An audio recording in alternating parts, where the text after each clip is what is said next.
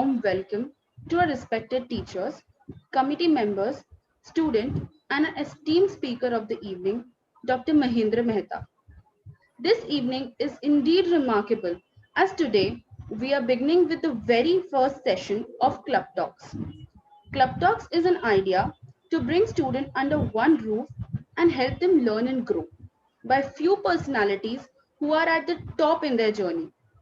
Their guidance would help us in every walk of life. Today, we have with us Dr. Mahendra Mehta. He is Managing Director and CEO of Neural Tech Soft, a company based in Mumbai, India. He has taught treasury business and products, risk management, Basel Accord, stress testing, and machine learning techniques in more than 25 countries around the world. Prior to starting Neural TechSoft, he worked with Citibank for over 14 years in several countries as head of analytics and head of derivatives. He also worked extensively with the Citibank team at Tokyo, London, Hong Kong, and New York on application of machine learning strategies to financial markets. He has headed a team of people involved in the development of an onboard computer for Prithvi missile, medium range surface to surface missile with Dr. Abdul Kalam. We are indebted to have you with us, sir. Thank you very much for the kind introduction. Anyway, good evening to everyone. As the topic today is machine learning and artificial intelligence. What I want to cover is this is what I want to cover. Definition of, I should write, artificial intelligence and some important attributes. I want to define artificial intelligence, and then I'll go on to define machine learning, and then I will take machine learning and artificial intelligence and try to characterize it with some important characteristics of these techniques or technologies or science or whatever you want to call it. Some applications of machine learning and AI, why AI and machine learning has become so popular, why AI and machine learning is an important subject, and broad categories of machine learning algorithms, few examples, and then I will have questions and answers. Let's start with what is the definition. So, so definition of intelligence, I want to actually talk first of intelligence, then I go into artificial intelligence. Intelligence is often studied in humans. It is difficult to exactly define intelligence, and the definition also can vary a lot from expertise to expertise, expert to expert. But broadly, AI is ability to undertake the following. So again, if you try to understand AI, I'm talking about not AI here, intelligence. Intelligence is a capacity of logic, that is logical interpretation. We need to understand intelligence first in order to understand artificial intelligence. That's why I'm starting my talk with intelligence. Okay, so I'm just talking here as intelligence as capacity of logic, or we can also call it logical interpretation. Problem solving is another big attribute of intelligence. Understanding, self-awareness. Now, self-awareness is an important subject matter, which still artificial intelligence cannot have this attribute when we talk about self-awareness. Self-awareness is human, and also it is found in some animals. Learning. Learning is also an important attribute. Emotional knowledge or emotional intelligence, if you want to call it. Reasoning is a very important aspect of intelligence. Planning, ability to plan a task or a complex task. Complex use of memory. That's, I think, it's a very important attribute of intelligence. Creativity. Creativity is also a part of intelligence. Critical thinking and sense of perception. I have actually defined 12 attributes here, and these are all the attributes of being an intelligence. So these are all generally we find intelligence has been observed in animals and also in some plants. You know, for example, if you look at elephant is supposed to be quite an intelligent animal, then whales and several mammals, they are said to have reasonably level of intelligence when you compare their intelligence with other animals. So having defined the intelligence, so intelligence is a characteristic of sum total of whatever attributes I have tried to define. That is where actually we describe the intelligence. It is a process to retain above as a knowledge. So all these aspects are retained as a knowledge to be applied towards adaptive behavior within an environment or in a given context. So when you actually apply some of these things in a in an adaptive behavior and adaptive way within an environment or in a context, for example, the problem solving, or you get into trouble sometime, or you actually want to have a leadership quality, or whatever attributes, whatever task you're doing, it's a combination of some of these attributes where human intelligence actually becomes an important part of the entire, you can say, human behavior. So this is what exactly are the attributes of intelligence. So let's now go to what we actually describe as what is artificial intelligence. Intelligence in machine is called artificial intelligence. Now this is, we are now going from humans to machine. When a machine or a computer, now when you're talking about machine, it can be a simple computer, it can be a big computer, or a supercomputer, or a quantum computer, whatever we want to call it. Computer is a basic machine which actually is capable of as we know, the computer has a CPU, it has a memory, and then it actually has arithmetical logic unit and all that. Actually, there are different components of computer which actually are integral part of the computer. So when a machine is designed to perform some of these complex tasks, remember, it is considered as artificial intelligence. So we are actually looking at that some of these tasks, if we can design a computer to do one or more of these tasks, we have actually developed artificial intelligence. That is what exactly is the artificial intelligence. Most living beings, humans, animals, and plants, have varying degree of intelligence. This is important. And that is what we describe as natural intelligence, as opposed to artificial intelligence. So when we're talking about natural intelligence, the humans have natural intelligence that is God-given, and then we are creating human intelligence. That means through our intelligence, we are creating intelligence, some sort of an intelligence in the machine by creating one or more of these attributes. Then we describe them as a intelligence which is artificial in nature, right? So I think the artificialness of the intelligence must be clearly understood. So that is what actually, so what we are doing here is all the attributes which I've described here as 12 of them, at least 12 of them, there will be more, which are actually a natural, humans are supposed to actually know this.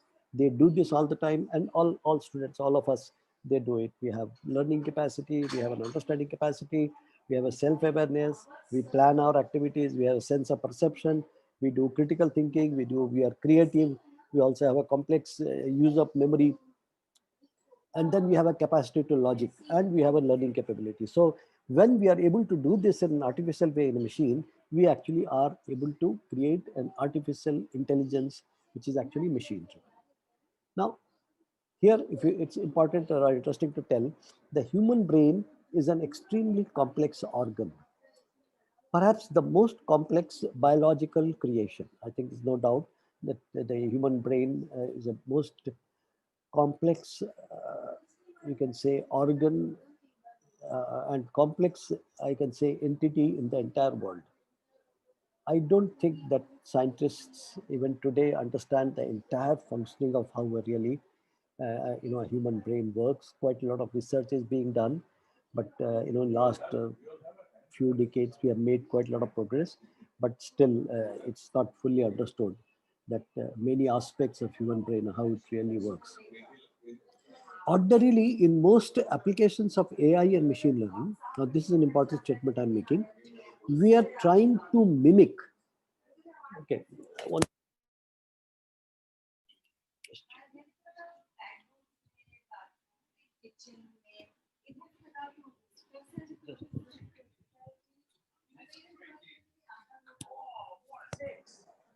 Just one second. Okay. Is it better now? Yes, sir. Can you Yes, hear sir. me? Okay, I'm sorry. I had to change my place. Okay. So we are actually now, we are talking about human brain. Human brain is the most complex biological creation.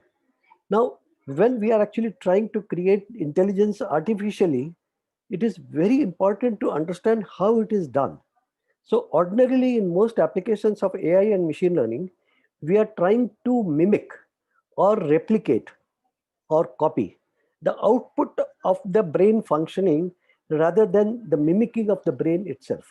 Now, this is an important task in the sense that we actually do not create a mechanism in the computer where we are actually to mimic how the brain really functions.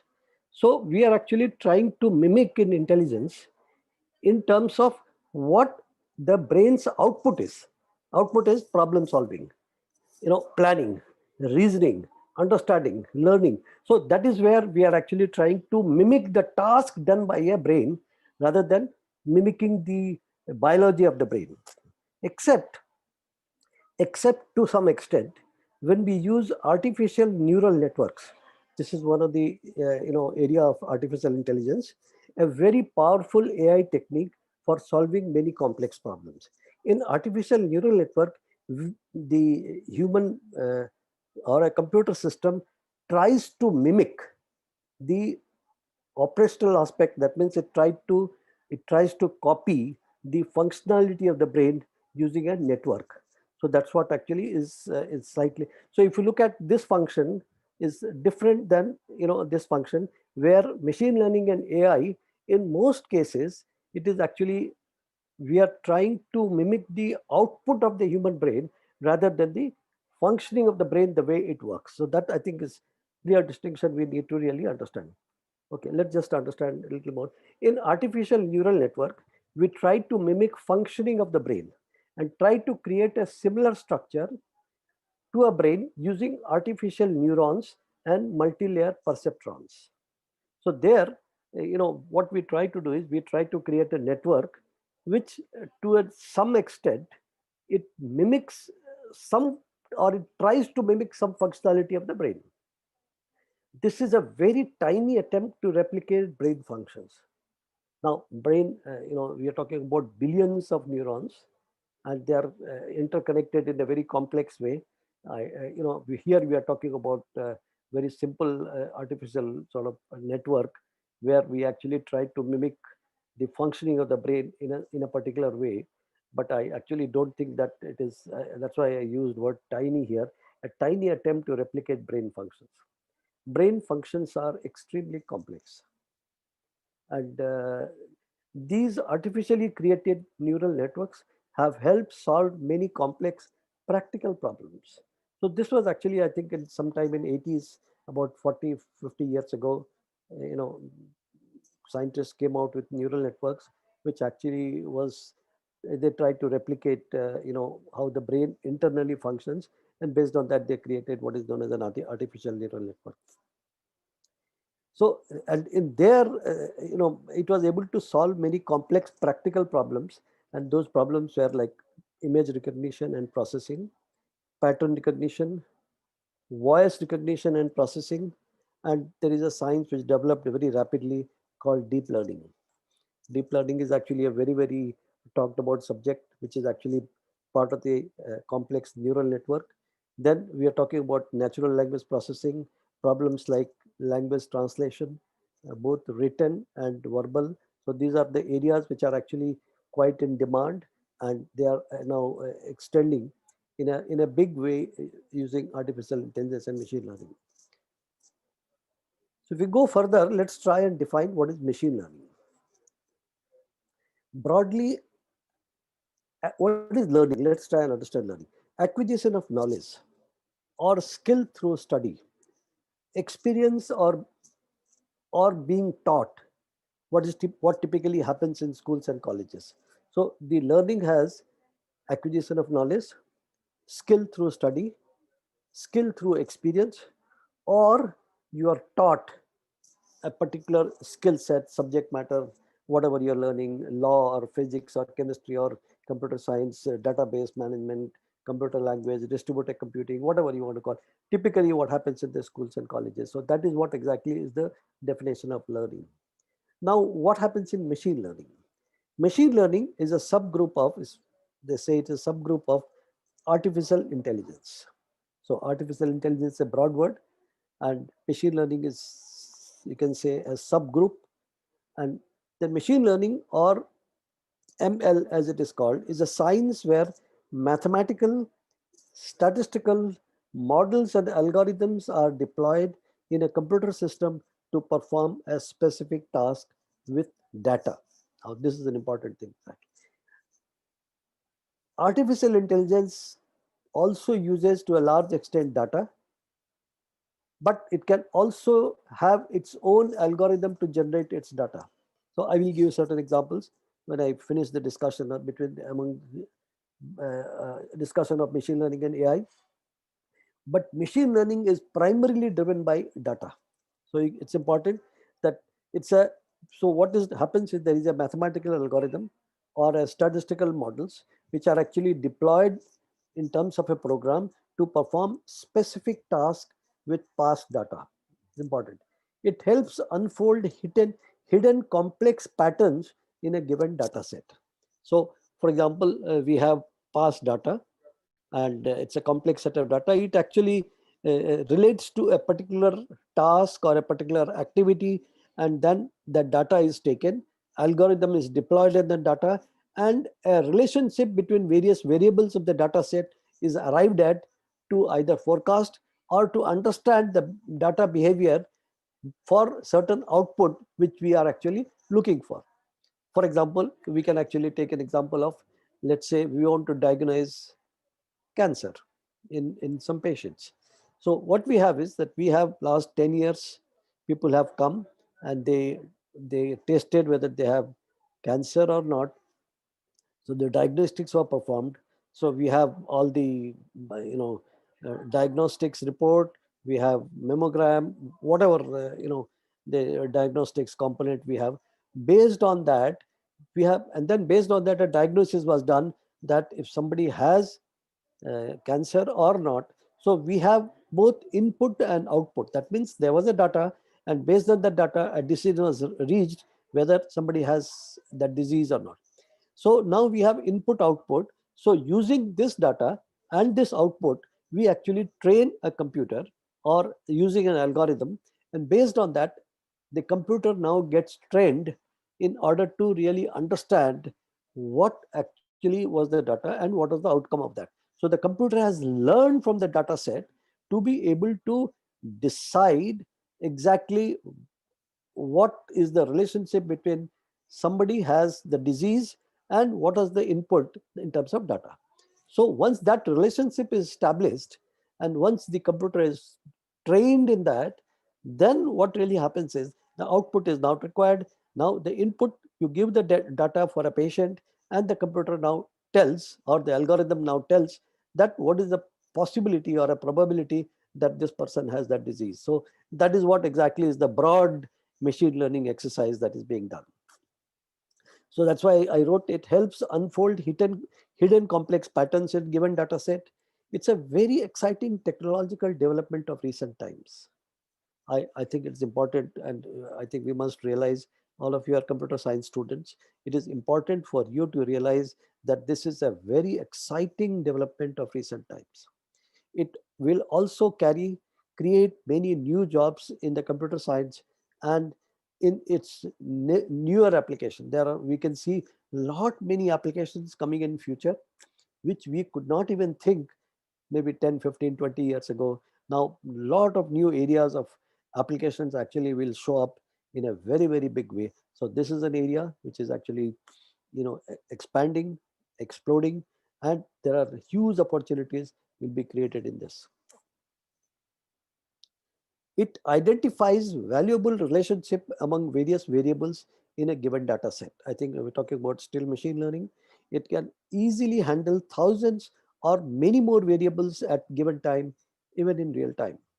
So when you are doing machine learning, we are actually looking at hundreds, thousands, or even more than these variables, and they can be processed in real time. That is because of the kind of computer power we have today in terms of ability to compute and derive relationship between the various data element. In doing so, it also derives useful inferences from them. It's quite important that the inferences are actually also derived, and the algorithms actually help us to do that. And there are, of course, you have enormous amount of algorithms. So there is there are three kinds of development which are taking place to make the machine learning in AI quite practical. One, the algorithms are being developed. Second important thing is the computer power has become very, very fast and extremely capable of handling enormous amount of data.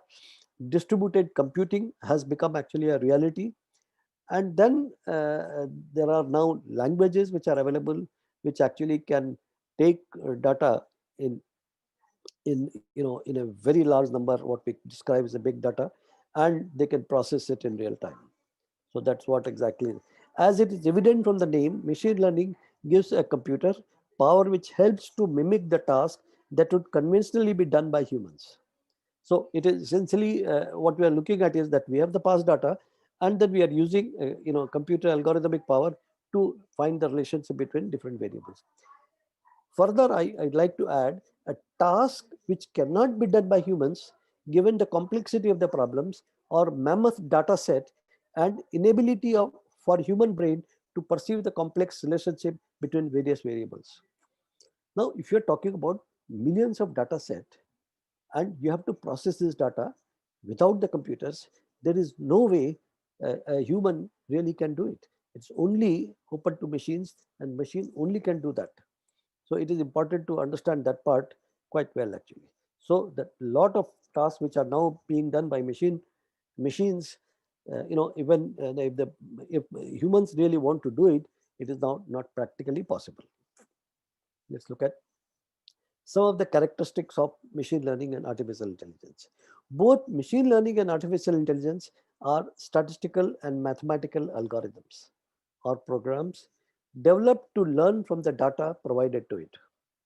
Now, we can also call it statistical learning. It's actually a machine learning is a buzzword.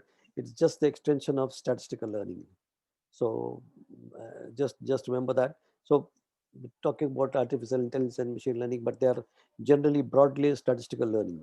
And they actually have the data, past data, and they learn behavior of the data based on the output and input relationship. And that actually is implemented in an algorithmic way in the computer.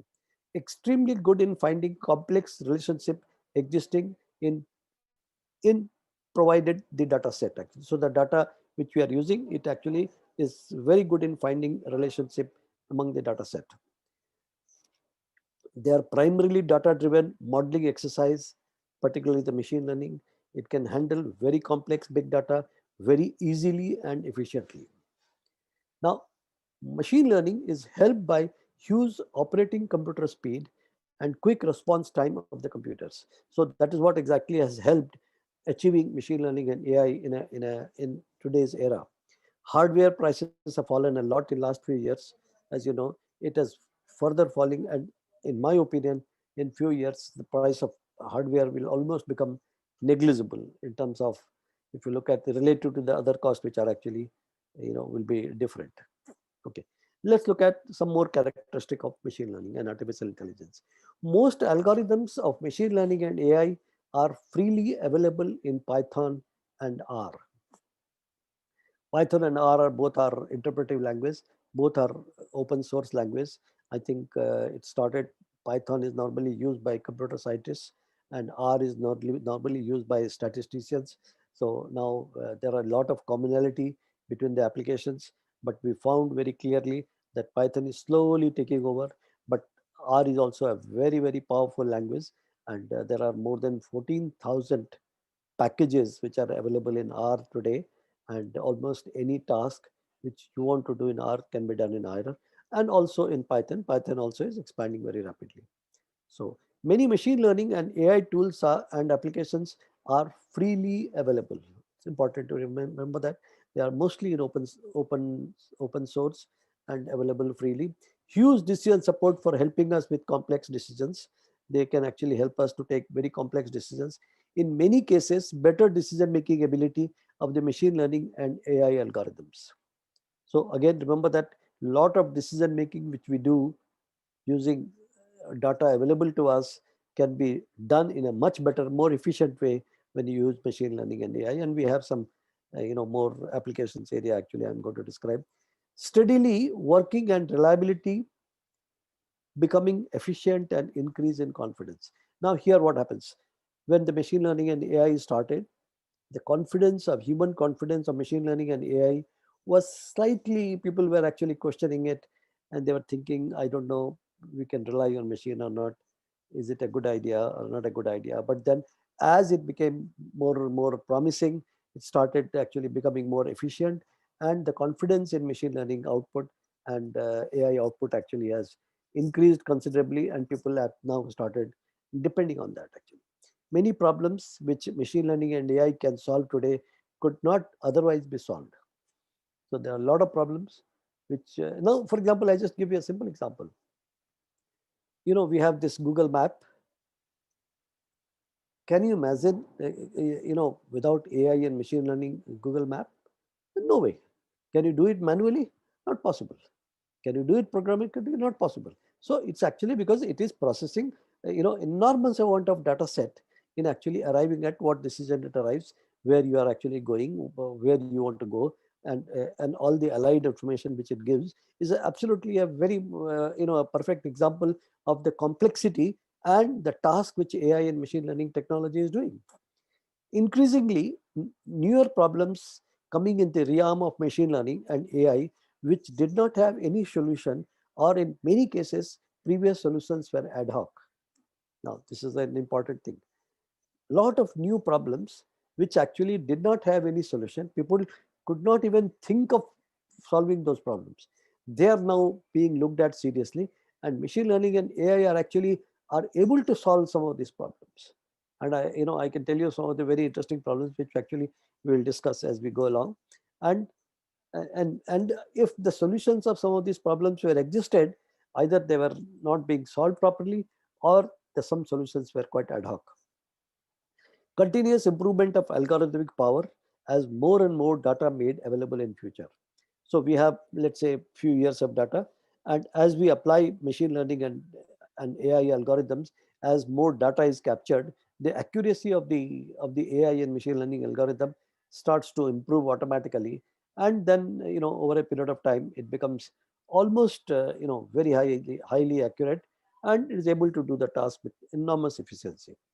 Slowly and steadily, real-time gathering of data and its analysis to improve the system performance. So what we do is we apply machine learning and AI to do a particular task, and then as the new data is arriving, we can actually see clearly that data is processed, and sort of a feedback is taken from the system, and then the algorithms are improving as it is learning from the data on the fly. For example, sports, Formula One race, traffic management, driverless car driving. Now, this is actually autonomous car driving is a very, very big task. It's an extremely complex task, how a human drives and how a machine actually is capable of driving the car. Actually, one of the very good example of how machine learning and AI is being deployed in practical terms. Algorithmic trading, a lot of trading is going on in the financial markets, where actually people are using technology, analytics, and machine learning and AI deployed to trade high frequency trading, medium frequency trading, low frequency trading. That's actually become almost like 50% of the trading in the market is now being done through algorithmic. Then drone technology actually is also using enormous amount of AI, weapon delivery systems, enormous amount of AI because most of us are actually not part of the weapon. I used to be in this defense industry for some time, and I could see very clearly that and even those days when we found that a lot of technological development has taken place, and a lot of things we were doing, we are able to do things you know ahead of our time now, given that AI and machine learning was not there at that time as much as we see today. Today, when the explosion of some of this technology, defense equipments, defense weapons, and weapons technology actually has exploded enormously. Some applications, let's look at some of the applications. So machine learning algorithms are used in wide variety of applications. Computer vision, image processing, recognition, image recognition. These are very, very big area of automation. Natural language processing, rapidly expanding and finding huge applications. Autonomous driverless vehicle design and development. Most interesting application, as I mentioned. Creating accident-free traffic flow. Today, if you look at just India, 18 people die in road accident per hour in India. So I don't think India is going to take driverless car is likely to come in India in near future. But if it happens, and my own sense is that sooner or later, maybe a few years, 10, 15, 20, whenever it happens, it will actually, speed up the traffic, reduce the accident, people will become more disciplined, and the chaos on the road, which we see today in Bombay or in the complex where the traffic is very high, will totally disappear actually. It will be absolutely, but we have to actually see how it can happen because many things have to be redesigned, but that will be a part of the integrated development which actually have to take place. Healthcare is another area where disease diagnostics, AI controlled robotic surgery. It's actually so healthcare is another very, very big recipient of AI and machine learning technologies. Improving sports performance. You're talking about any sport. You talk about cricket, you talk about tennis, you talk about badminton, uh, you know, uh, basketball, you can look at golf, whatever exactly. So here, all we have to just get is the past data, and that data gives some output. And once you actually gather this data, put it in the algorithm, and you actually can find the relationship about what actually happens. Just to give an example, let's say we talk of a player, let's say we talk of Virat Kohli, and he's an excellent player.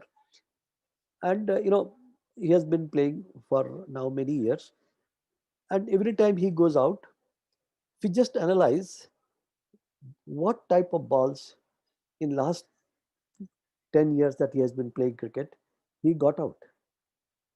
So if we find the relationship, who was the bowler, what is the ball type, and you create maybe 10, 15, 20 variables and look at the output was that he got out. So we have now developed a relationship between the type of balls, the type of player, the type of field, type of crease, temperature, humidity. So you look at and then try and find a relationship between the two, and if we can find a relationship, we can tell him that these are the kind of areas you need to practice so that you don't get out for in such circumstances. So this is what actually the machine learning does. And this can happen in any area. I've just given an example of sports, Olympic Games, space exploration, gaming, education, you name it. I've just written few of them, but you can think of any area, any application area where the AI and machine learning can be deployed. Efficient traffic management and many other related applications. That's already being done.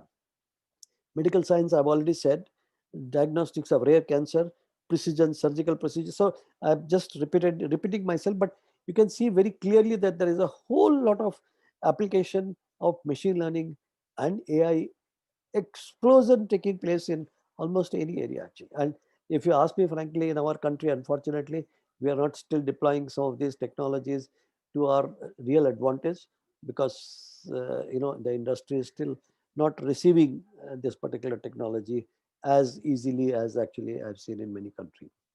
Targeted marketing, where it is difficult or infeasible to develop conventional algorithm for effectively performing the task. Targeted marketing. Now you look at marketing, the AI and machine learning is an extremely powerful tool. I want to reach a particular client. I have the data that this particular person is is a likely recipient of my services, and I can easily identify through the algorithm that these are 20 customers who are exact target of what actually they are looking for, or what I am interested in giving my services to them. Algorithmic trading, I already said, in the financial market. Recommendation systems for many online shopping. Now, this is an interesting arrangement. So here we are looking at, if you look at, you know, maybe Amazon, you go to Amazon and try to buy something, it'll tell you people who you are buying this, people who bought this also bought this thing. So these are all actually recommended, sort of systems which are actually done through what is known as a simple machine learning, which actually recommends your systems. You go to a shopping, and the moment there is an example which actually was generally given very extensively in when the machine learning really started. Uh, a person actually goes to a departmental store, and he is now picking up certain items. Immediately the data, based on the item he picked up, the machine knows that this person has one girl child and one boy child at home, and immediately he is actually directed in the area that these are the items you can look at, because the machine is able to tell what exactly the things he is buying from the departmental store.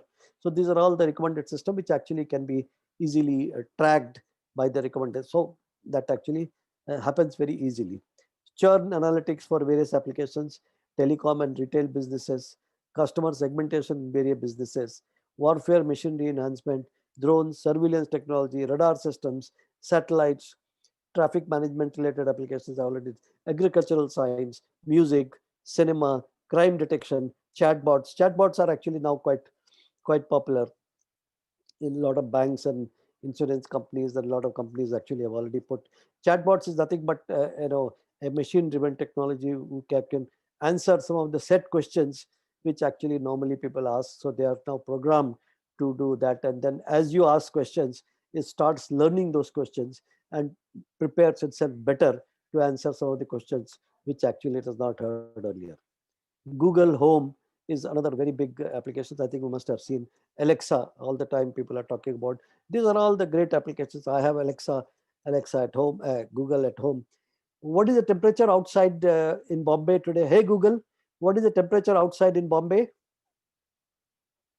The temperature in Mumbai right now is 29 degrees. Due to the current humidity, it feels like it's 36.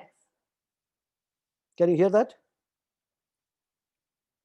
Anyway, so let's go further. Why AI and machine learning has become so popular? Popularity of AI and machine learning has many reasons. Huge development of software tools in open source domain in last few years. Enormous amount of software technology has been developed, and quite a lot of technology has come in the open source, which is actually a very interesting fact. Python, R, databases, distributed computing, easy availability of tools like TensorFlow, IBM Watson, DeepMind by Google. These are all some of the tools, important or interesting tools or popular tools I have named. But apart from that, there are enormous amount of tools which are available for you to dwell into and to look into at free of cost. Phenomenal decrease in the price of computer hardware and memory, and popularity of cloud computing. I think cloud computing has exploded, and it actually makes a lot of sense for people to turn to cloud computing. I think my own sense is that the cloud computing is an area which is likely to grow hugely in next 10, 15 years. And I think all the systems, all the computer technology, all the computer algorithms will be actually run out of clouds. Absolutely no doubt. It makes a lot of sense. The price of cloud computing also will go down as more and more people use it. Phenomenal increase in the machines, parallel processing, computing, all these are actually now becoming reality. Phenomenal increase in cloud computing services worldwide. I don't think it is not so much taking place in our country, but elsewhere, I think in India also people are using AWS or Azure, given by Microsoft. Ease of programming and AI and ML code is already written. These are all very high level languages, easy to learn. And for example, if some of you are familiar with R, in one expression, you can actually write the entire neural network program. It's just one expression, just one line. So that is how the programming actually has become so simple and so easy to understand or easy to write. Also, in schools and courses in this area, that's also helped AI and machine learning more make popular. Greater awareness among younger generations and students. Like you all are now, the very fact that I'm talking to you itself shows that this area you are interested. And I think your interest is. I think I would very sincerely urge, please continue your learning and make sure that you actually learn the subject matter well. Okay, improved decision support and decision making possibility.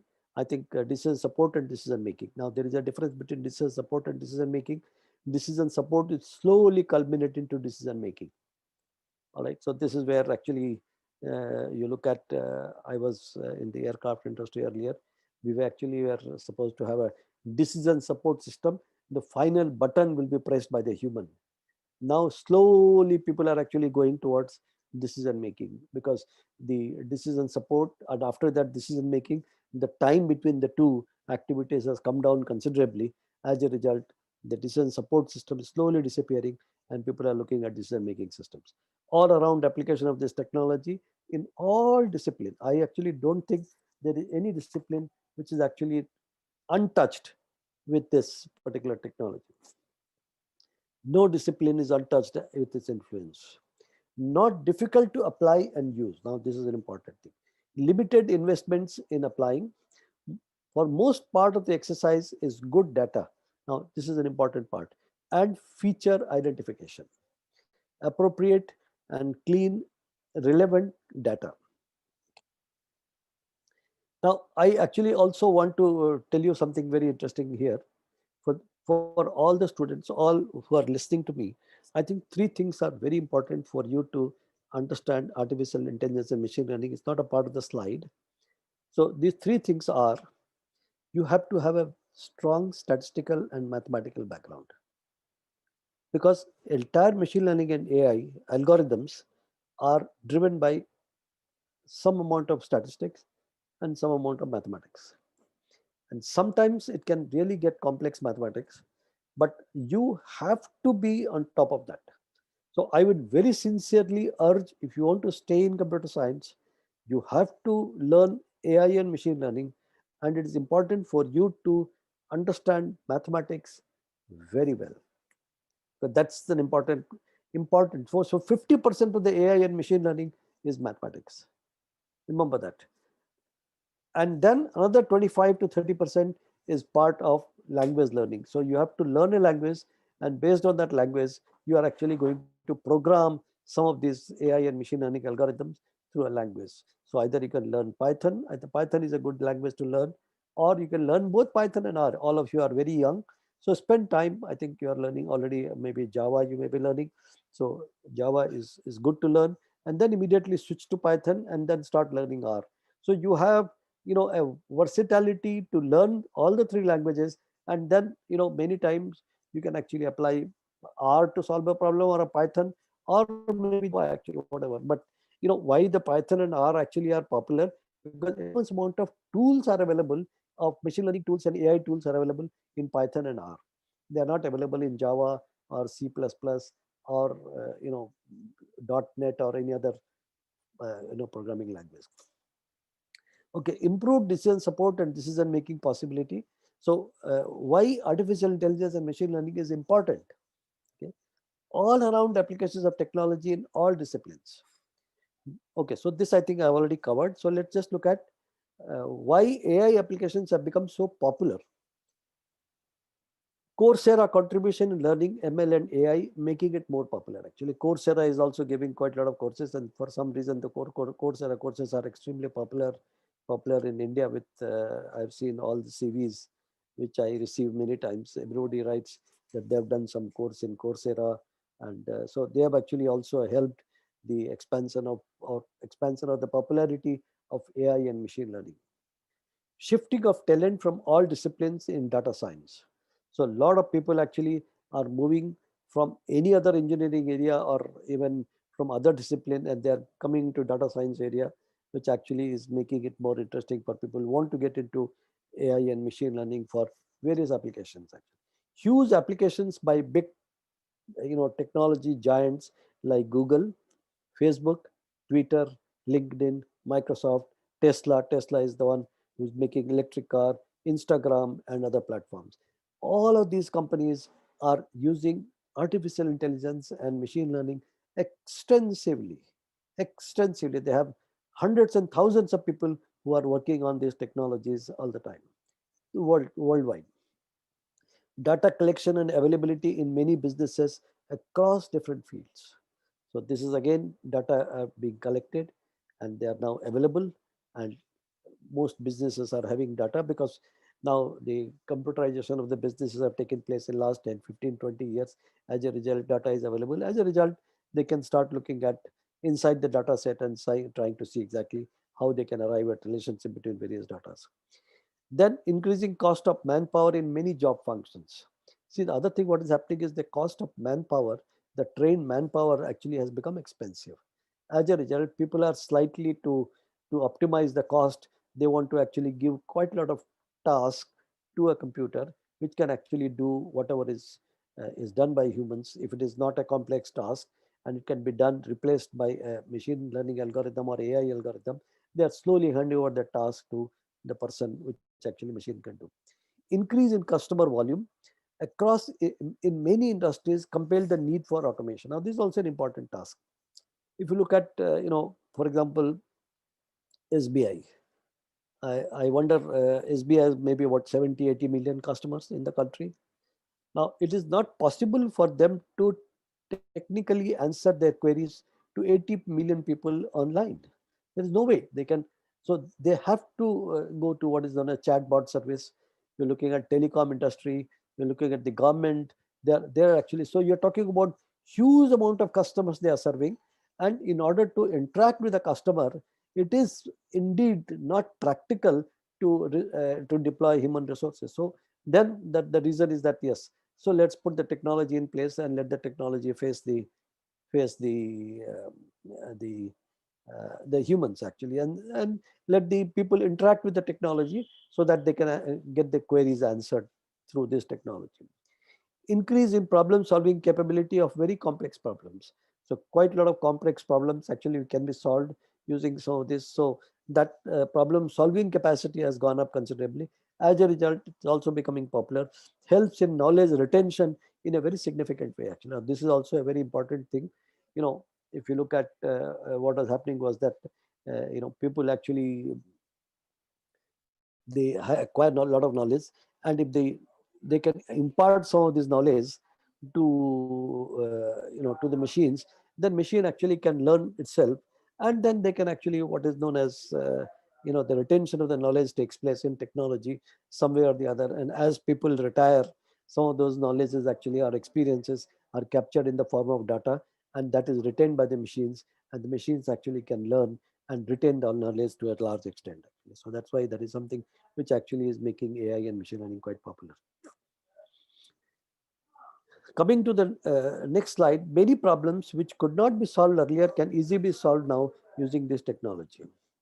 It is also helping us to automate important tasks, and it provides capability of processing many variables at the same time almost instantaneously. There is a huge cost reduction in service delivery to customers in many businesses. Enormous cost reduction, increase in service efficiency, excellent use of past experience in the form of data to learn from it, and also going to have now in terms of impact, it is going to have a far reaching impact on human life in every possible way in future. absolutely no doubt that things will change very rapidly. Of course, in India, it takes some time to change. Last few months I was in US, and I could see enormous change in the the way technology is being deployed in particularly in banking and financial world. Absolutely mind-boggling. Now, if you go to a branch there, you can see only one person sitting there in the branch, only 1 or 2% sitting in a bank branch, and enormous technologies there. So you can almost do any task in the branch which actually earlier were done by humans. On the contrary, if you go to an SBI branch here or a HDFC branch here, you find that there are 15, 20 people sitting on the bank side, and 50, 60 people sitting, and they're trying to interact and trying to get their a chance to come and talk to the person on the desk. It's quite this thing. So still it is a little far away from deploying the technology in our country, but I think it will happen actually. So that is something which is something. There's a contrast between developed world and a developing world. Other thing what I see going to change a lot of work aspects of our life actually. So you can see younger generation like you, absolutely you will see enormous change of work aspects of our life, between what we saw in our generation and what we have seen in the previous generation. The things were not changed much actually, but now in subsequent generation you can see things will change very rapidly, and you will see enormous amount of changes coming.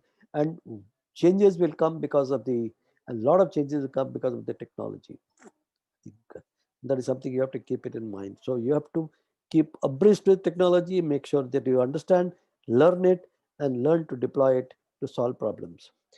Going to make human computer interaction easy, that is one of the goal, and practical in and very economical. So three goals. Computers should do something which actually humans are doing, useful things, solve complex problems, practical, and in an economic way. It will replace millions of mechanical jobs in the world. Now, this is an important task, which actually, for example, there was a study carried out in US. If the driverless car comes in US, I think it is possible that more than 20 million jobs will be lost. 20 to 30 million jobs will be lost. So you can see truck drivers, bus drivers, train drivers, car drivers, taxi drivers, and then you're talking about the, all sort of driving actually.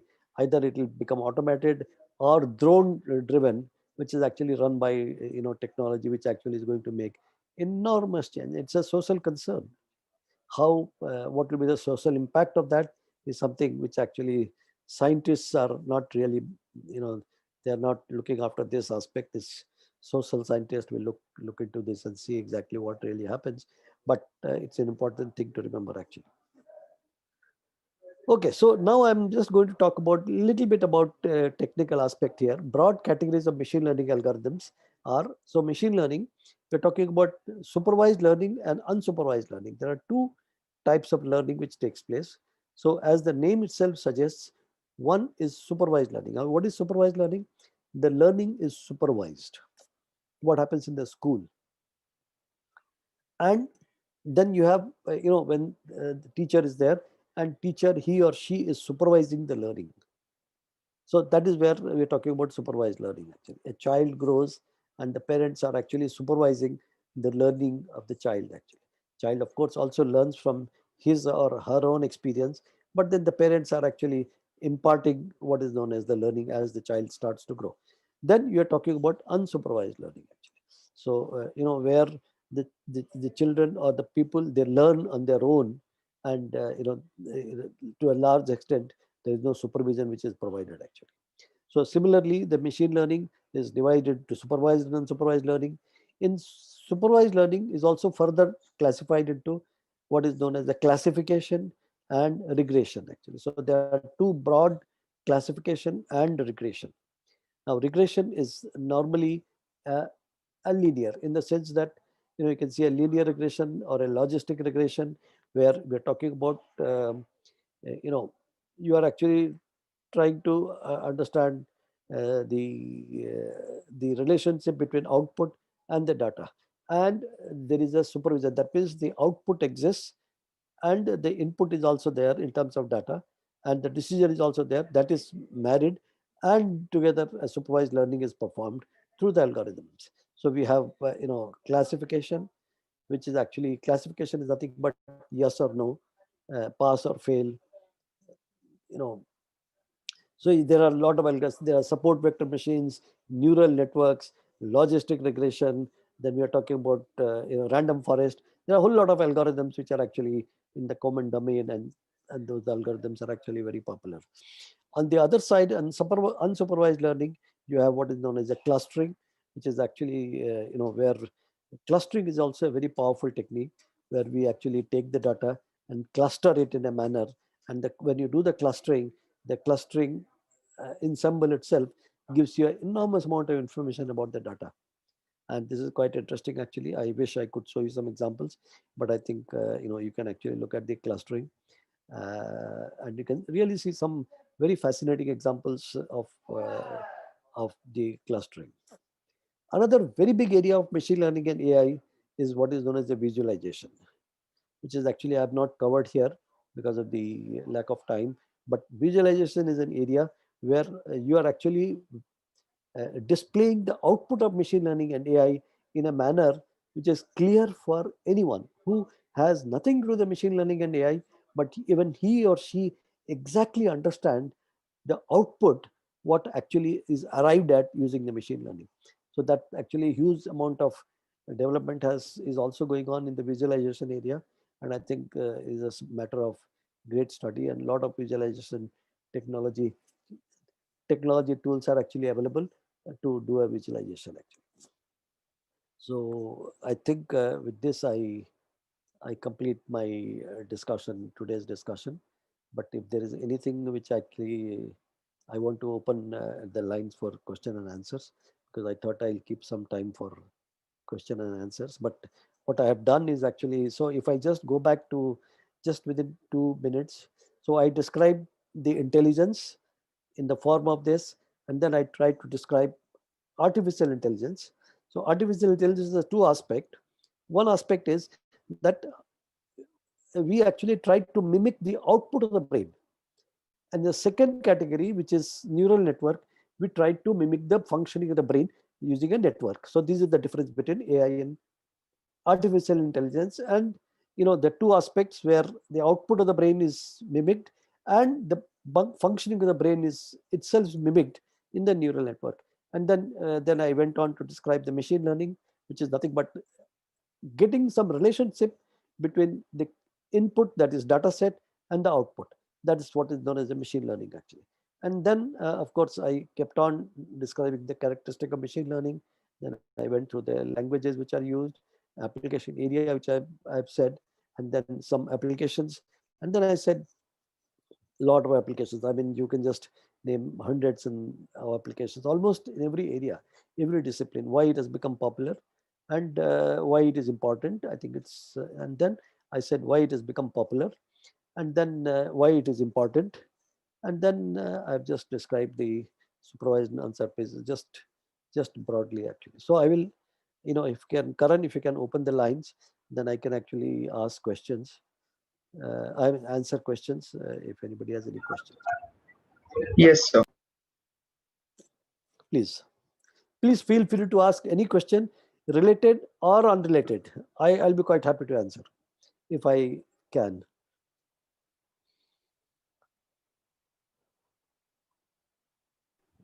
Sir, I have a question. Sir, you said that everything will be like in future will be made from artificial intelligence and machine learning.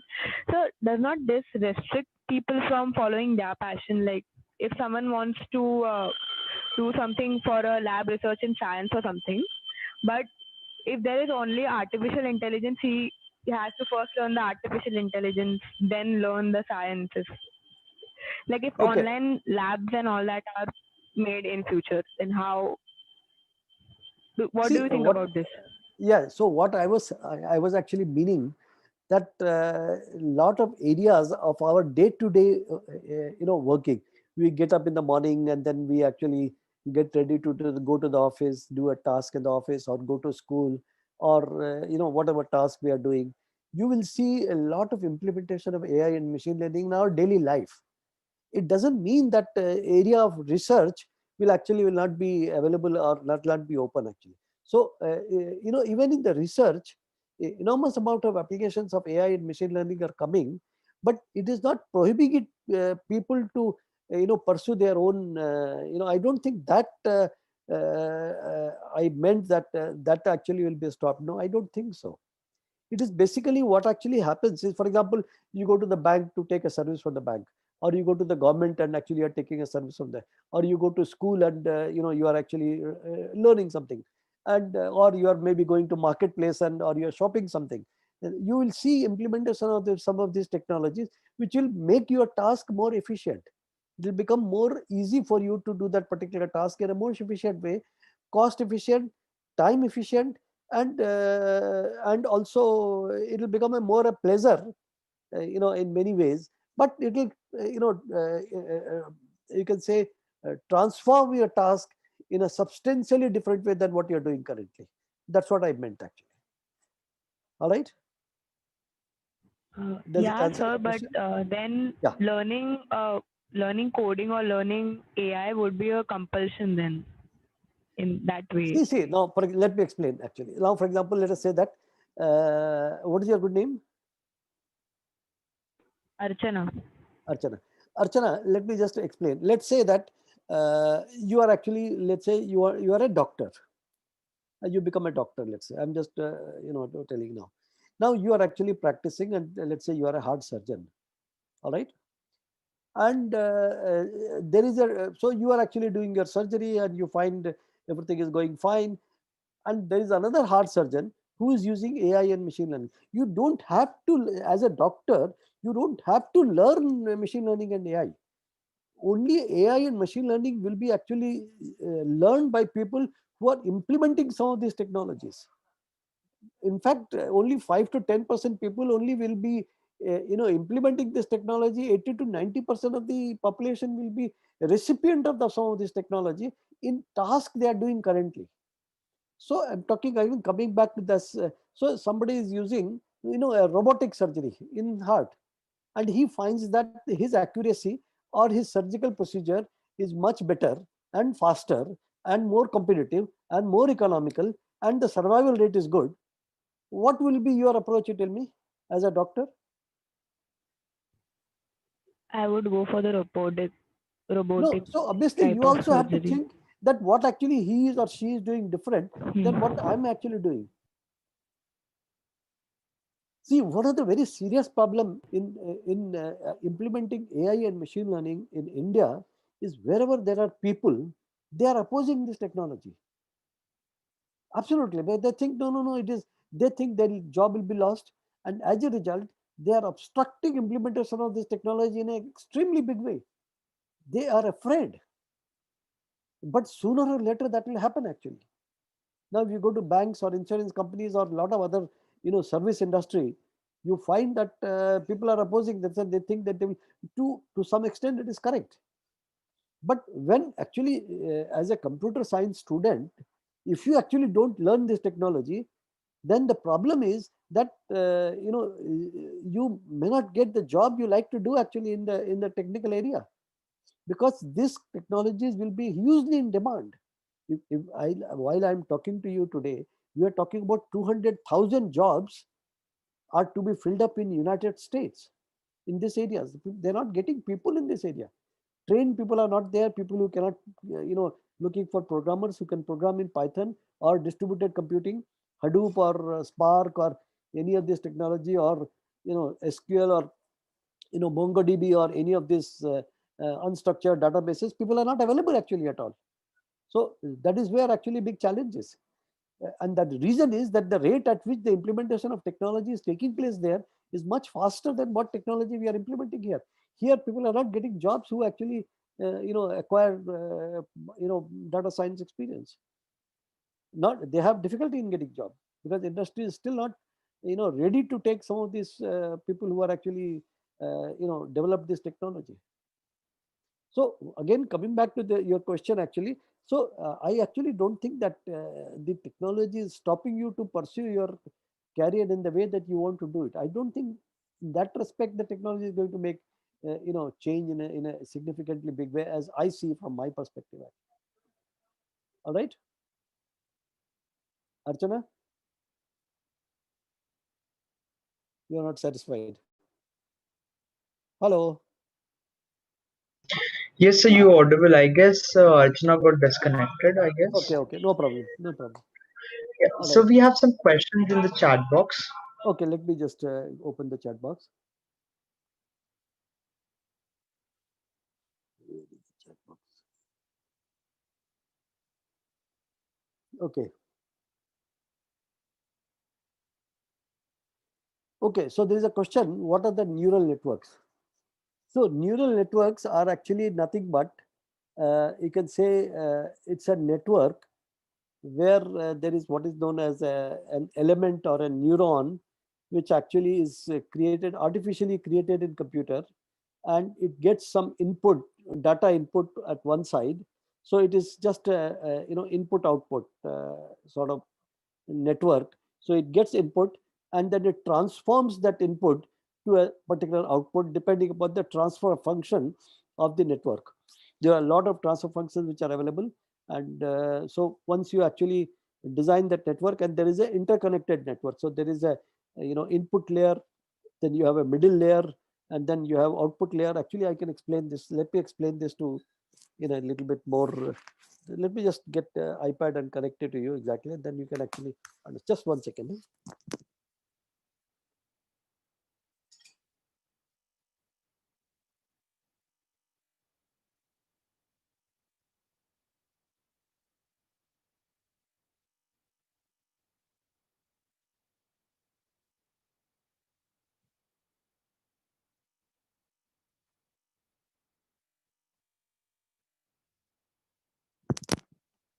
Yeah. So what I'm going to do is I'm going to just explain a little bit in a minute what actually are neural networks.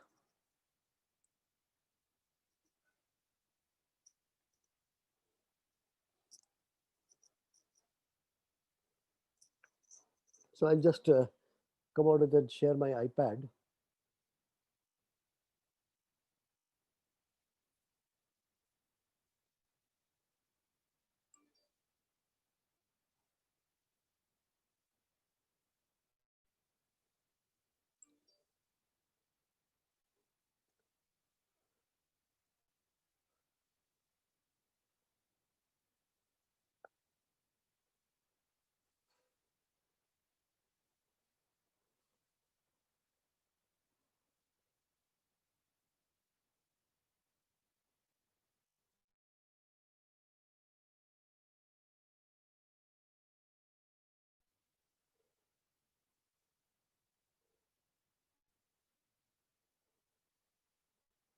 Can you see my iPad? Yes, sir. Okay. So what I'm actually so there is a neurons here. So these are all neurons. So there is, let's say there is one neuron.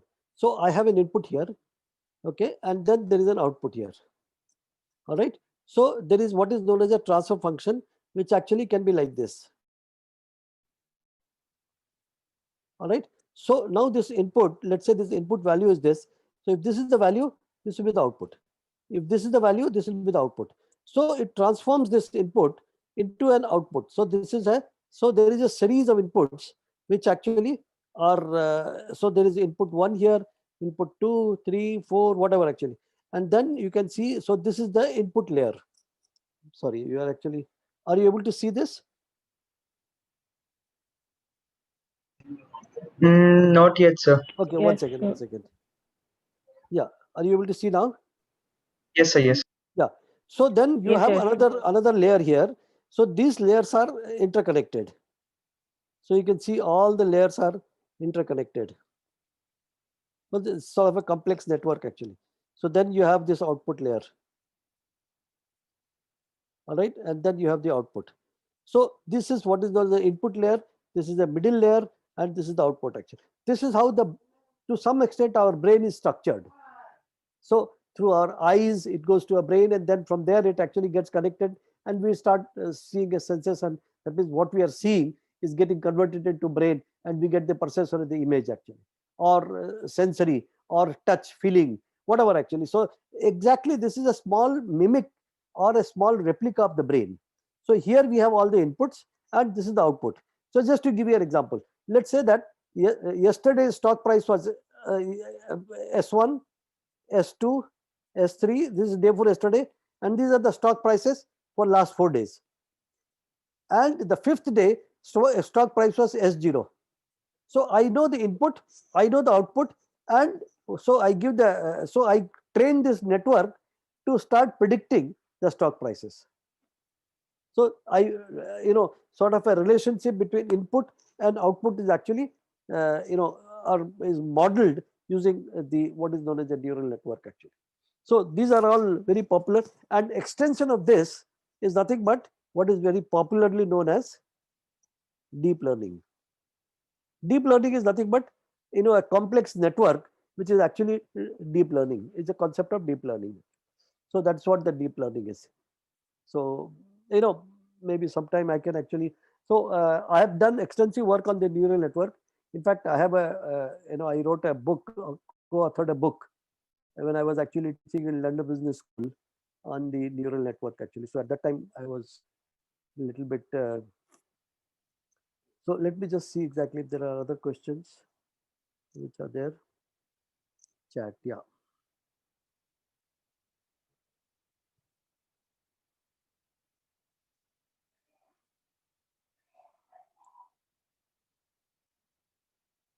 Then somebody has asked, sir, is artificial intelligence something in relation with Sanskrit knowledge? No, I actually don't think that artificial intelligence is anything with the Sanskrit, to the best of my understanding. No, I don't think there is any relationship between Sanskrit and AI, because one of the US scientists told one should know Sanskrit language to be good in AI. I am not very sure about what this statement actually. I don't think this statement is quite. What is the difference between deep learning and machine learning? Okay, now this is an interesting question actually. See, learning is nothing but sort of you are actually looking at the data. You are actually just capturing knowledge and understanding knowledge, experience, and that's part of the learning actually. Now, deep learning is done using neural network, and machine learning is actually done using the past data. So essentially, you can say deep learning is part of the machine learning, which actually a particular form of learning is what is known as a deep learning actually. When you set up a network in a particular way, then it is called deep learning, and machine learning is a broader word of learning. Any machine deployed to learn a complex relationship between data set is machine learning. And when the machine actually and a set of network is configured in a particular manner, then it is described as machine learning, as deep learning. All right. So that is the difference between. So that is the difference between the machine learning and yeah. So I have a question. Yeah. Sir, I have a question. I'm not able to hear you very well. Hello. You are breaking actually.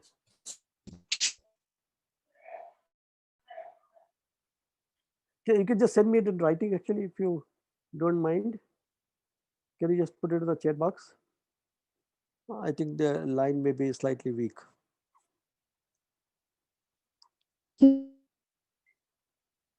Hello.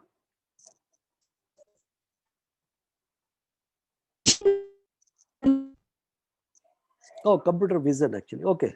So, what is human vision?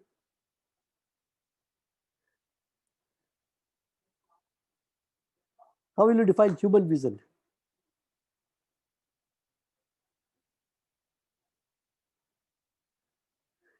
Human vision is something, for example, let us say I see something. When I see something, my brain has a perception of that particular image.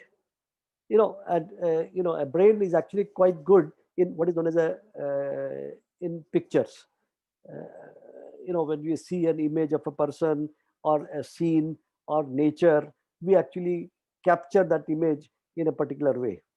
The way the computers are working, it's actually quite different, because computers are working on logics which is binary logic, 0 and 1, and the human brains are actually quite complex in that sense. The way they are able to sort of gather information in terms of vision, in terms of speech, in terms of sensory sort of organs, which actually are quite different than what machine is capable of doing. So if you can replicate the vision function in a computer, that means the computer takes a camera and takes the photograph of whatever it sees, and then converts it and tries to visualize the image using computer, actually the way humans do it.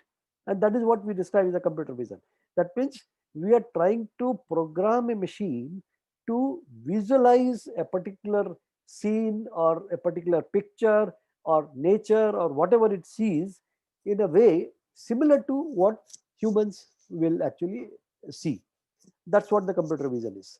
That is a technology which is actually hugely developing, because computer vision is actually is deployed in the driverless car, which actually is an important application. So a driver is driving, and the driver actually is looking at that there's a lady crossing the road, and the car is supposed to stop or slow down and allow the lady to pass the road or cross the road. Now that particular vision, which actually, so there are cameras which are actually tracking this lady, and so now the computer is actually designed to visualize the entire thing in a manner as if the human is actually sitting there and driving the car. So which is actually the task of what is known as a, so mimicking the computer vision function through a machine. That's the computer vision actually. All right. What is a TensorFlow? TensorFlow is a technology which is actually, I think it's Google technology, where actually it has got all the machine learning tools which are available for you to freely available, and you can use this technology for doing all the machine learning actually. So these are all technology which is actually, so they built a software and application tool where the complete technology can be used by people who want to use it in a particular way. So you don't have to write anything, just have to give the data. And I've not used myself, but I believe that it's quite a strong technology in terms of experimenting with data set quite a lot actually. Uh, Hello, Yeah. sir. So I have a question which is running on my mind for a long time. Hello. I'm not able to hear you. Somehow you are breaking actually. Okay. Yeah. Hello, Tell me. sir. You can actually, you know what, you can call me on my number, and then I don't mind actually. If you call me, my telephone is free. So you can call me on this number, and then I can answer the question.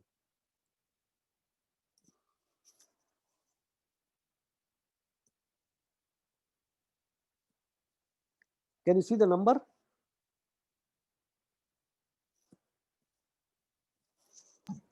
Yes, sir, we can.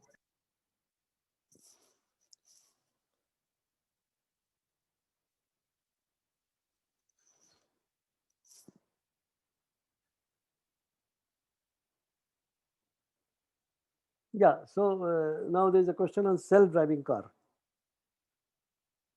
Now this is actually, last time when I went to California, my actually younger son stays in California, and so I actually asked him if he can go to Google and see the driverless car. And it was, I think, about 3 years back, 2 or 3 years back, I remember, and it was quite an interesting experience. So I went to Google. My son's wife actually works for Google, and I happened to go there and see the lot of development is going on there in terms of driverless car. They are developing a enormous amount of technology being deployed. You can't believe actually. Only you have to go there to really understand what is going on there in terms of technology. And I took a ride, and it is frightening to see that nobody is driving and that you are sitting in the car and the car is going. And I sat there for about, I think it was just a short drive, and two of us were sitting in the backside, and of course there was a person sitting in the car. He was actually on the wheels, but he was not touching the wheel at all. He says, I'm just sitting here to give you comfort, but otherwise I'm not supposed to sit here.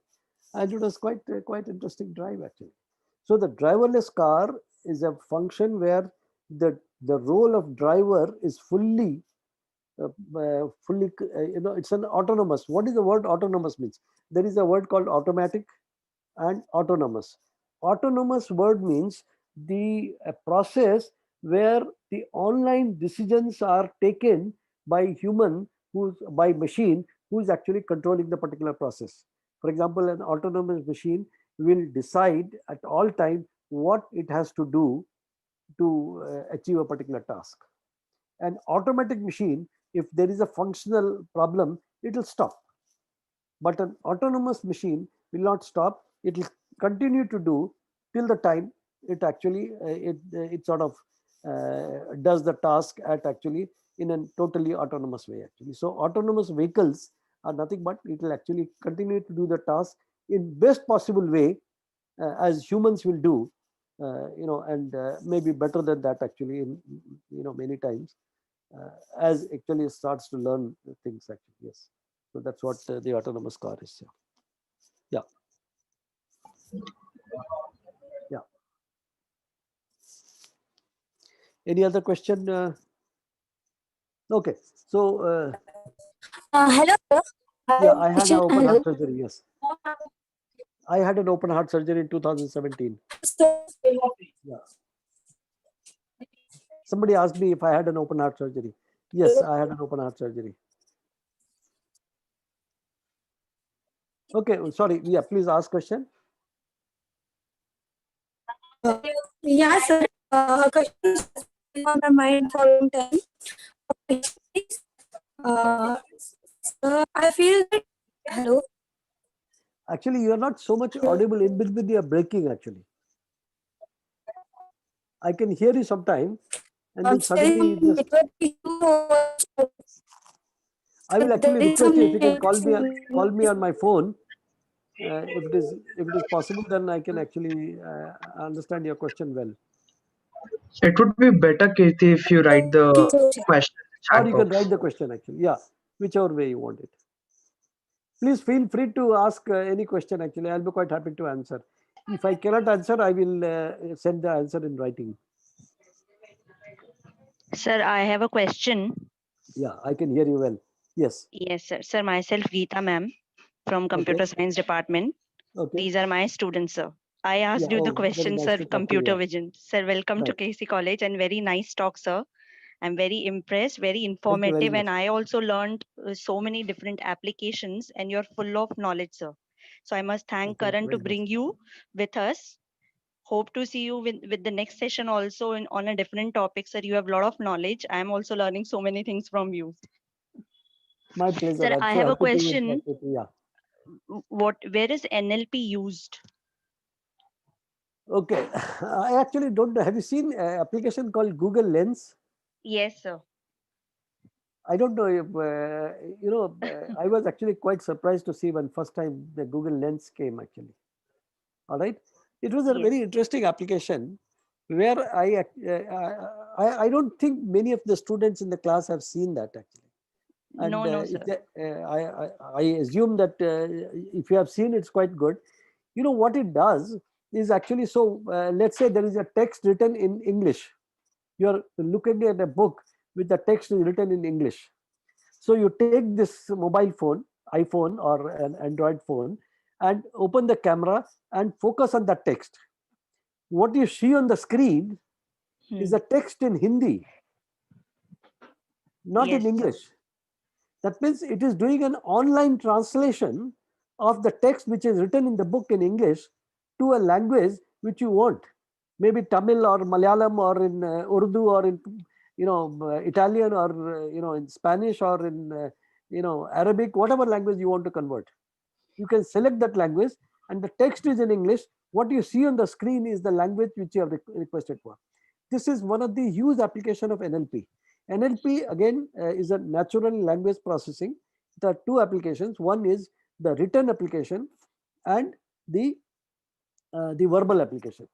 So NLP, another application of NLP is that computer can talk. For example, I talk to a computer. I said, for example, if you look at the NLP application of, I just explain, I have Google Home. It's just sitting next to me, and if I ask, you know, what is the big news today, it will exactly tell me what is the big news.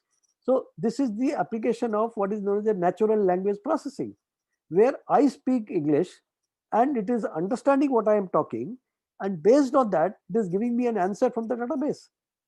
It is absolutely, you know, it's very interesting actually. So, and you know, it has got entire access to the entire internet, and whatever questions you ask, actually, it will tell me exactly. Okay, hey Google, how old is Narendra Modi? Narendra Modi is 70 years old. Can you hear that? Yes, sir. Okay, let me ask you, hey Google, how old is KC College in Mumbai? On the website kccollege.edu.in, they say, it was established in 1954 by the Hyderabad National Collegiate Board. The college was awarded permanent affiliation by the University of Mumbai within a record span of 2 years. Can you hear that? Yes, sir. So this is a huge application of natural language processing, and this is just a nascent state. This is not advanced. In the next stage, you will see phenomenal jump in in its ability to interact with humans. It's unbelievable development which is taking place. This is verbal. Similarly, there is a textual. Textual is absolutely quite interesting actually. You know, one of the big application of natural language processing, which actually, let's say that there is an app which is available on the internet. I think it's quite good for you to understand this. And using that, let's say that you're looking for a subject matter.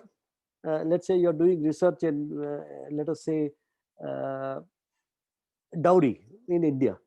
I'm just giving a social science subject, and so you are looking for a text or all the cases where actually dowry related information is available.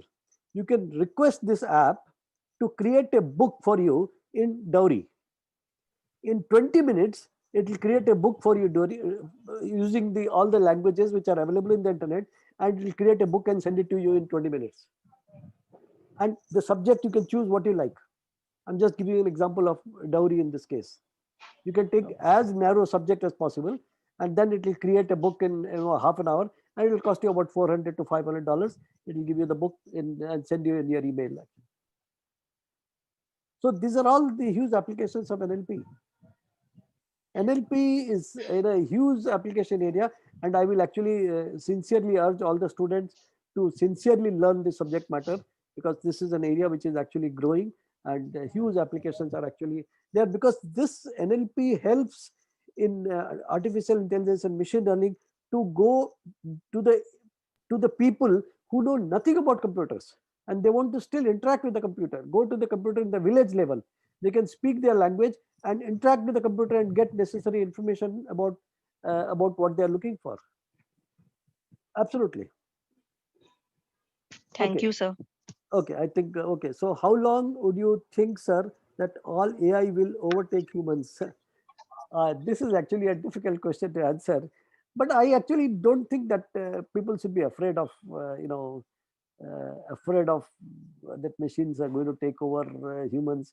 I actually don't think that humans will still be in control, and I actually don't think that we should be afraid of technology. Actually, we must learn how to adopt technology, how to use it to serve us better, and to help us better, make our life easy, make our life more economical, and we can optimize our time, and allow us to do much more things in life than what we are doing today. That's what I would think. Yes, sir, actually, I wanted to elaborate on the thing that I asked. I actually wanted to know that how long do you think that AI will take over the human work? Like, we already are seeing robots doing the surgeries. Right. So, what is the question? The question is how long it will take for AI to AI to overtake things that human can do. I'm not afraid that AI will do something to us. See, I will tell you actually. See, one of the magic about AI and machine learning, it is able to do tasks which humanly it is not possible. So those tasks which actually were difficult tasks, or not even, we could not even think of doing the task. But now AI and machine learning is able to do it. And so there will be a proliferation of those tasks which actually are earlier humanly impossible. Those tasks which actually will grow, in plus the task where actually humans are either, it is purely mechanical, it takes enormous time, effort, then those tasks which actually go to AI and ML, which will actually become very easy for for example, if you look at I don't know if you, I'm sure you must have seen the cleaning robot at home. This time I got something from US, and it does a beautiful Yes, work sir, I've to seen. clean the entire house. Just leave it on in the night, and it identifies, and it is done. It has a huge machine learning and AI capability. Exactly, it knows which object is there in my house, and exactly it goes there, cleans everything, and just goes and parks itself in the parking, in the charging area. And you know how much it costs? It costs about $300, $400. So it's hardly any cost in terms of its functioning. Now, because of the COVID time, it was not possible for to get the domestic help. So we actually had to buy this. But the interesting part is that quite a lot of manual work will be actually done by the machines. A lot of work in the kitchen, for example, housewives are doing quite a lot of work. That also will get into AI and machine learning domain. The driving, and you're looking at shopping, looking at learning. A lot of this work actually will slowly get converted into using AI and machine learning in a systematic way, in in a either autonomous or semi-autonomous way actually. So that is where I think a lot of things will actually happen. And sir, can AI affect human life? I actually don't know in what we are talking about. I think so far it has a positive effect, and a lot of things actually, life will become definitely more efficient, and more better and more efficient, I would say. Exactly. Sir, how do you think humans will respond to the loss of jobs caused by AI in future? Now, I am actually from the era when the computers were not there, and the computers actually became reality slowly. I bought my first computer in 1984, and I remember I paid 67,000 rupees to buy an Apple machine which had only 65 or 64 kilobyte of memory. Kilobyte, K, remember that. And I paid 64, I think 54 or 64,000 rupees. And then you can see when I joined Citibank, there was only one machine in Citibank, and computerization was going on in late 90s, and every bank was opposing computerization. They said no, computers will throw the people out of the job. But I actually don't think that the jobs were lost. The jobs were not lost. Now is the chance or time that a lot of jobs will be replaced. Can you imagine things, go to a bank and can you get the service without a computer today? No way. No way. I actually don't think that, can you run examination of, 20 lakh people without the computer? All the GATE examination and the JEE exam and the NEET exam and all that actually exams without the computer? No way actually. Similarly, AI and ML will become an integral part of this, and loss of job will take place over a period of time, over maybe 20, 30, 50 years time. So by the time, one generation will pass off, and the next generation will come, and they will acquire that, the necessary skill set to do something else. So in India, I'm just talking about scene in India. Elsewhere, I don't know. US, of course, is a different, ball game, and Europe is different. Every country has a different. If you go to Japan today, a lot of AI and machine learnings are there. You go to a restaurant, and all the waiters, quite a lot of waiters are now robotic. Quite a lot of waiters actually. So there is already quite a lot of proliferation of a lot of the mechanical jobs actually will go to robots. And of course, I think Japanese society, it's a shrinking society. The population is coming down. As a result, they need to adopt a lot of these technologies for them to survive. Okay, so please ask other questions.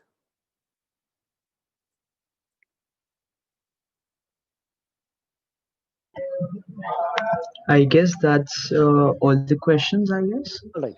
All right. Perfect. I Yeah. actually, in the end, I want to thank you very much, all the participants for the patience you had to listen to me, and I hope it was useful. But I only can, give you one advice, that please be abreast with mathematics and statistics. If you want to be in AI and machine learning, remember that apart from learning the knowledge of language, so language, mathematics, and statistics, I think once you understand these two things, that is proficiency in one of the language, Python or R, preferably Python, and the and of course a database, either SQL or MongoDB or a lot of other lot of databases are available in open source. So what are those? And then mathematics. Please do not think that you don't need mathematics for actually understanding. You'll be able to do machine learning and AI, but it will be, you'll not have a deeper understanding of the problem we are trying to solve actually. Remember that. And also remain always vigilant to the problem. It's important for you to understand what problem you are actually trying to solve and what is the end result. It's important to understand the problem and then try and find the solution of the problem actually.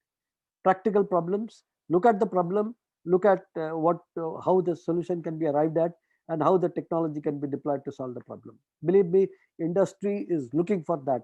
People who are looking for people with a lot of initiative, people who can solve problems and understand and really program machines to solve the problems. And I can tell you that if you actually want to stay in the computer science, this is two areas which are growing, and necessarily you will have plenty of jobs in not so much in India, but you have enormous opportunity worldwide to be able to get a job outside India. Absolutely. Thank you very much for your patience, and I Sir, wish you all the very, best. very well said, because generally students get scared from mathematics and statistics. Jabki they should understand that is only the core of CS. Absolutely. I'll also be very happy to give you some tips on understanding mathematics and statistics, because I do teach mathematics and statistics for artificial intelligence and machine learning.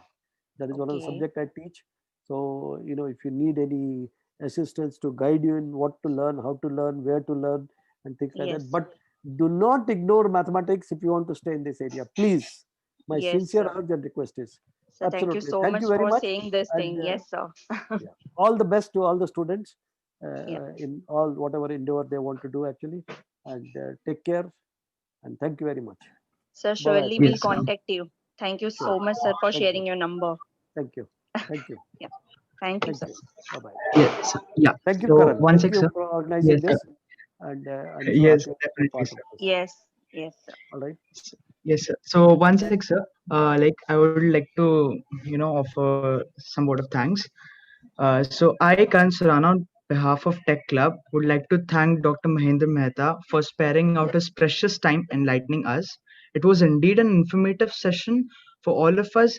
We have been extremely grateful and obliged to able to hear you out, sir. Also, I thank Principal Dr. Hemlata Bagla ma'am, as well as Vice Principal Dr. Shalini Sinha ma'am, and all our teaching faculty, as well as Geeta Brijwani ma'am, for giving us the opportunity to organize this session. Lastly, I would like to thank all the participants from KC as well as other colleges for showing their interest in this session, thereby making it a success. Thank you very much. Thank you everyone for participating in this event. Karan, what And I'll do thank is I will share the PowerPoint presentation. Maybe Yes, sir. tomorrow I'll send you the PowerPoint presentation so that you can, Okay, whoever sir. wants to have a look at this, they can actually take a look at it. All right. Definitely, sir. Thank yes. you Yes, very sir. much. Bye bye for Thank you, now. Tech. Yes, sir. Thank you, Tech Club and the team, Karan and Monish and the entire team. Great job to get sir Thank with you, ma'am. us. Thank you Sir, very much. surely we'll contact you once again. Okay. Absolutely. My pleasure, Yes, actually. sir. Yes. Thank Yes, you. sir. Thank you, Thank sir. you. Bye bye. Bye bye. Bye, sir. Bye bye.